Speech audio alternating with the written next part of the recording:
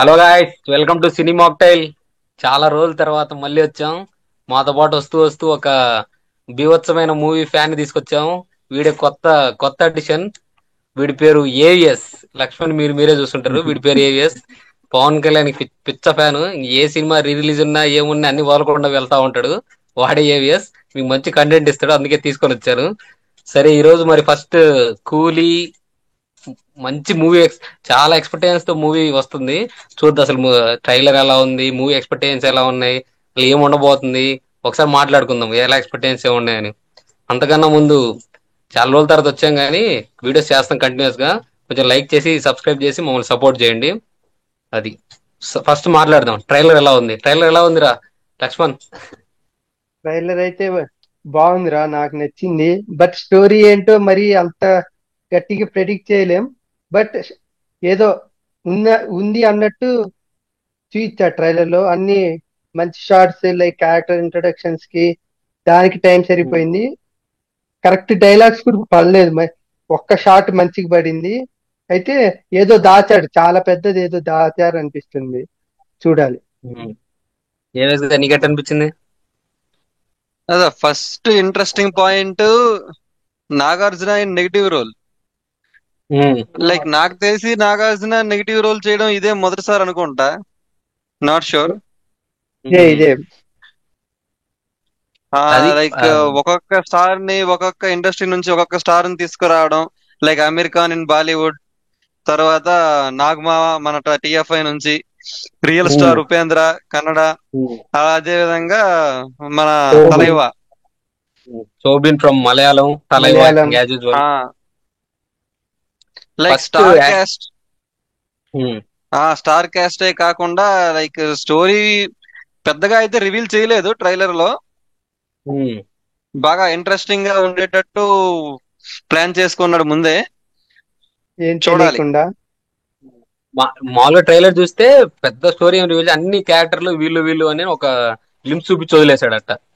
అవును. అదొకటి. అది మామూలుగా చూస్తే ట్రైలర్ చూస్తే ఎలా స్టోరీ ఎలా ఉండబోతుందని నాకేమనిపించింది అంటే, ఫస్ట్ వీళ్ళు ఉన్నాడు చూడు, రజనీకాంత్ కి ఒక ఫ్రెండ్ ఉంటాడు. ఆయన ఉపేంద్ర అనుకుంటున్నా. యాజ్ ఆఫ్ నో ఉపేంద్ర వాళ్ళ కూతురు శృతి హాసన్ అయి ఉంటది. నేనేమో సత్యరాజు అనుకుంటున్నా, సత్యరాజు కూతురు వీళ్ళిద్దరు ఎవరో కావచ్చురా. అయి ఉండొచ్చు ఇద్దరులో. నేను ఆ మలయాళం అతను అనుకుంటున్నా. కాదు కాదు అరే కాదురా, కాదు కాదు. చెప్తాను. ఫస్ట్ వీళ్ళిద్దరు అయ్యాక ఫస్ట్ శృతి హాసన్ వాళ్ళ నాన్న ఏదో కనుక్కొని ఉంటాడు. కనుక్కుంటే అంత కనుక్కోవడం వల్ల అతను చంపేస్తారు. చంపేస్తే వాళ్ళ కోసం రజనీకాంత్ వచ్చి, రజనీకాంత్ ఎవరు చంపారేమో అని కనుక్కోవడానికి వస్తాడు. వచ్చాక మిగతా వాళ్ళు వీళ్ళందరినీ ఎవరెవరని కనుక్కుంటాడు. కానీ మెయిన్ హెడ్ ఎవరంటే నాగార్జున. నాగార్జున కింద పనిచేసే అతను ఎవరు, మలయాళం యాక్టర్ శోభిన్. అతను ఆ పోర్టుకి అంతా హెడ్. అది చూస్తా ఉంటాడు. ఇంకా దీని నుంచి ఇది అనుకుంటున్నా. ఎలా తీసుకెళ్తారు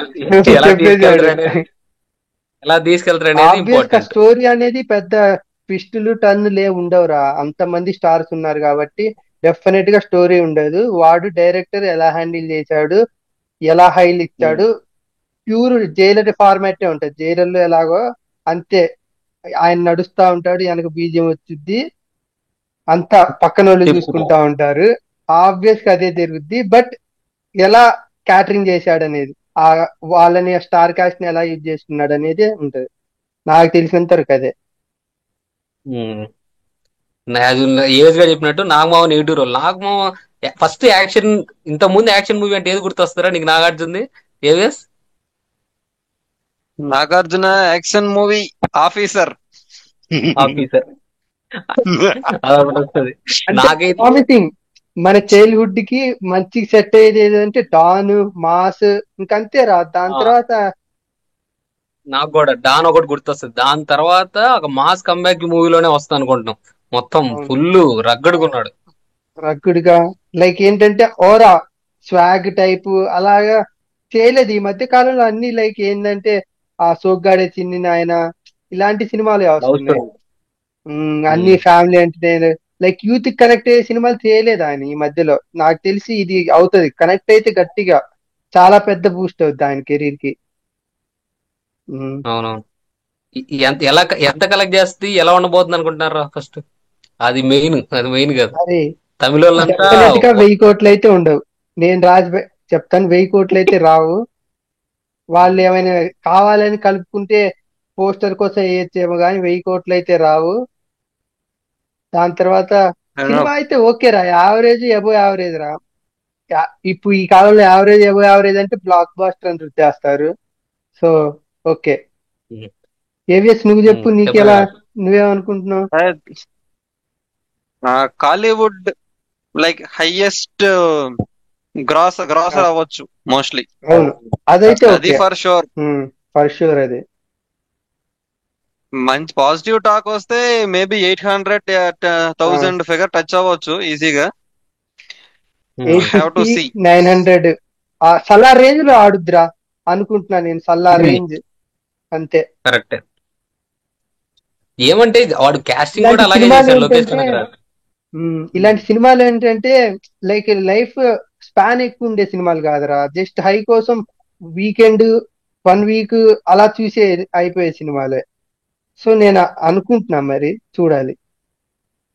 ఓకే, మూవీ అయితే భారీ ఎక్స్పెక్టేషన్ ఉన్నాయి. మెయిన్ ఆ సాంగ్స్, ఆ బీజియం. అబ్బా, మెయిన్ మనం అనిరుద్ధ్ గురించి మాట్లాడుకోవాలరా. మనం అనిరుద్ధ్ గురించి మాట్లాడుకోవాలి. అరే వాడికి ఏంట్రా, రజనీకాంత్ అంటే ఏమైపోతాడ్రా వాడు. అసలు ప్రతిదీ బ్యాంగర్ ఇస్తాడ్రా వాడు అసలు. విజువల్ నాకు వేస్తాడు. నాకేంటంటే అప్పటిదాకా ఎక్స్పెక్టేషన్స్ ఏం లేవు. ఒక్కసారి మోనికా రిలీజ్ అయింది, అసలు క్రేజీ. అసలు ఆ సాంగ్ అసలు ఇన్స్టాంట్ ఎక్కేసింది. అది అవుట్ ఆఫ్ సిలబస్ ఏదంటే ఆ మలయాళం యాక్టర్ శోభిన్ పూజ యాక్టింగ్ డామినేట్ చేసేసాడు అసలు. నిజంగా 100 Days to కూలీ గ్లింప్స్ తోనే బాగా హైక్, లైక్ ఒక విధమైన హైక్ వచ్చింది అప్పుడే. అన్ని బ్యాక్ షాట్, అందరూ జుట్టు తీసి ఇచ్చారు. అప్పటి నుంచి వచ్చిన తర్వాత మౌనికాతో ఇంకా ఎగిరిపోయింది ఎక్కడికో పైకి. అవును. ఇంకోటి ఏంటంటే ఇది ఎల్సీయూలో ఉంటదా మరి? మీరేమనుకుంటున్నారు మౌలి? నువ్వు? నేనైతే ముందు చెప్పాడు రా, స్టాండ్ అలోన్ ఫిలిం అని చెప్పాడు. కానీ మన ట్విట్టర్ లో అమ్మాయికి మిరిగించమన్నట్లు యాడ్నించి పట్టుకొని ఎల్సీలో దోస్తా. అవును. అరే లియో కూడా ఉండదన్నాడు రా ఆయన, కానీ లాస్ట్ కి ఇరికిచ్చాడు. నాకు తెలిసి మరి స్టాండ్ అలోన్ ఫిలిం అయితేనే బాగుంటది అనుకుంటున్నాను రా. అంటే అలాంటి క్యాలిబర్ ఉన్న డైరెక్టర్ లైక్ ఏదో ఫ్రాంచైజ్ తో బతుకుతున్నట్టు అలా ఉండకుండా లైక్ స్టాండ్ అలోన్ ఫిలిం తీసి హిట్ కొడితే అది వేరే హై కదా. నేనైతే ఉండకూడదు అనుకుంటున్నా. బట్ ఫోర్స్డ్ గా ఇరిగించకూడదు. విక్రమ్ చూసారా? విక్రమ్ చాలా న్యాచురల్ గా ఉంటది, లైక్ ఆర్గానిక్ గా ఉంటది. బట్ లియో అలా లేదు, ఇరికిచ్చాడు, డెఫినెట్ గా ఇరికిచ్చాడు. మరి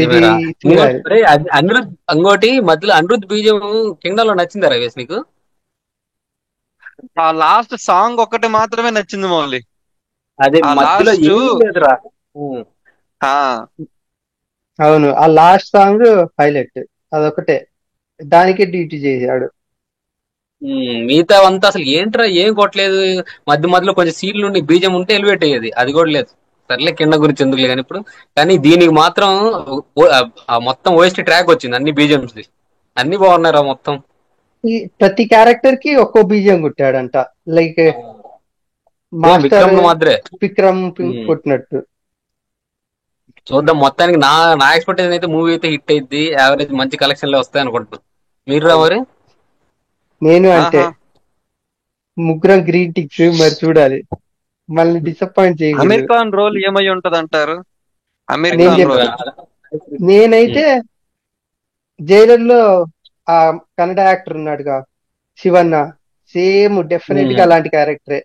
ఎక్కడో ఉంటాడు, ఇరుక్కుంటాడు, హీరో హెల్ప్ చేస్తాడు. ఆ గన్ షాట్స్ అవన్నీ చూస్తే ఈజీగా అర్థం అయిపోద్ది. జస్ట్ లాస్ట్ 1-2 minutes వచ్చే క్యారెక్టర్ అది. జస్ట్ ప్రమోషన్ కోసం బాగా ఆడుకున్నారు పాపం. విక్రమ్ లో రోలెక్స్ లాంటి క్యారెక్టర్ ఏమైనా అయి ఉండొచ్చేమో అని ఒకవైపు ఎక్స్పెక్టేషన్స్ ఉన్నాయి. మరి వీడు చెప్పినట్టు అది కూడా అవ్వచ్చు, లైక్ శివర్ణ లాగా ఈ జైలర్ లో. 5 to 10 minutes క్యారెక్టర్ ఉంటుంది. నెక్స్ట్ సినిమా ఓ అమీర్ ఖాన్ది కనకరాజుతో అంట, ఏదో సూపర్ హీరో ఆహా, సినిమా. సో సైలెంట్ కి తెచ్చేసాడు వచ్చి, ఒకసారి చూసేయండి రామ్ చేసేయండి చరణ్ తో అని. అన్నారు కదరా, రామ్ చరణ్ లోకేష్ రామ్ కనకరాజు చరణ్ తో అన్నారు కదరా. నెక్స్ట్ కాదు, నెక్స్ట్ సుకుమార్, సుకుమార్ తర్వాత ఆయన అనుకుంటా, లోకేష్ తో అనుకుంటా. నెక్స్ట్ ఇప్పుడు పెట్టి నెక్స్ట్ సుకుమార్, నెక్స్ట్ అయి ఉండొచ్చు. అది ఫైనల్ గా మా మనందరం ఎలాగో హైప్ బాగానే ఉంది, మనకు కూడా హిట్ అనిపిస్తుంది. చూద్దాం ఏమైందో సినిమా. మళ్ళీ అందరం రివ్యూలో మళ్ళీ కలుస్తాం ఫ్రెండ్స్. మళ్ళీ చూద్దాం అప్పుడు కలుద్దాం. రివ్యూ ఎలా ఉండబోతుంది, సినిమా గురించి మాట్లాడదాం మళ్ళీ సినిమా రిలీజ్ అయ్యాక. అప్పటి వరకు బాబాయ్ ఫ్రెండ్స్. అలాగే వార్ 2 కూడా వస్తుంది నెక్స్ట్, దాన్ని కూడా చూడండి. అంతవరకు సెలవు. So like, share, subscribe.